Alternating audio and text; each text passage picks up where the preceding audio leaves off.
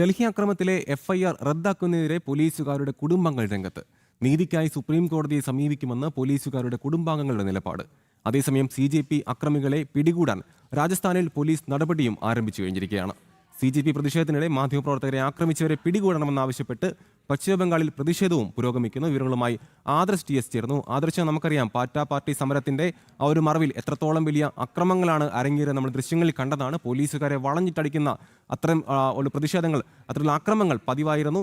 ഞാൻ മനസ്സിലാക്കുന്ന ഇപ്പോൾ വന്ന ഡൽഹി പോലീസിന്റെ റിപ്പോർട്ട് അനുസരിച്ച് 2873 കുറ്റവാളികളടക്കം ആ ഒരു പ്രതിഷേധത്തിന്റെ മറവിൽ അക്രമം അഴിച്ചുവിട്ടതാണ്. ഇപ്പോഴിതാ ആ പോലീസുകാരുടെ കുടുംബം രംഗത്തെത്തിയിരിക്കുകയാണ്. അവർ പറയുന്നത് നീതിക്കായി സുപ്രീം കോടതിയെ വരെ സമീപിക്കുമെന്നാണല്ലേ?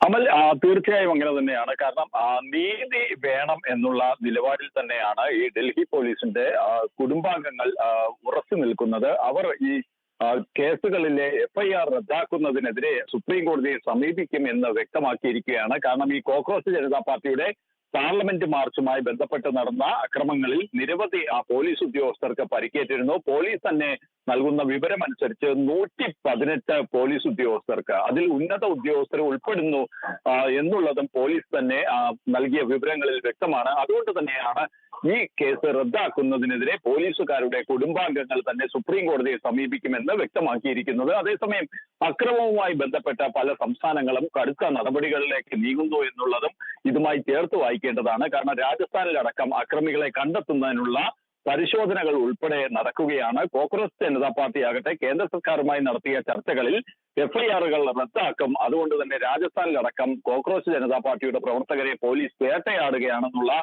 ആരോപണവുമായി രംഗത്ത് വരികയും ചെയ്തിട്ടുണ്ട്. എന്നാൽ പോലീസിനെ സംബന്ധിച്ചിടത്തോളം ഈ അക്രമം നടത്തിയവർ അവർ വിദ്യാർത്ഥികളാണോ അതുമല്ലെങ്കിൽ ക്രിമിനലുകളാണോ എന്നത് സംബന്ധിച്ചുള്ള വിവരശേഖരണം ഉൾപ്പെടെ പല സംസ്ഥാനങ്ങളിലും നടക്കുന്നുണ്ട്.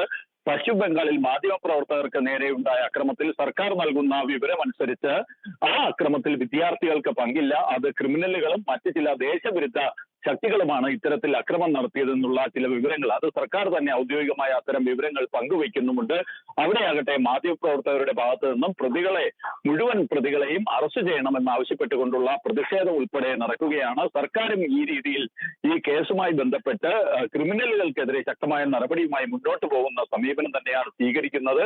എന്നാൽ വിദ്യാർത്ഥികളാണോ ഈ അക്രമത്തിൽ പങ്കെടുത്തത് എന്നത് സംബന്ധിച്ച് പോലീസ് തന്നെ അന്വേഷിച്ച് കൃത്യമായിട്ടുള്ള വിവരശേഖരണവും നടത്തുന്നുണ്ട്.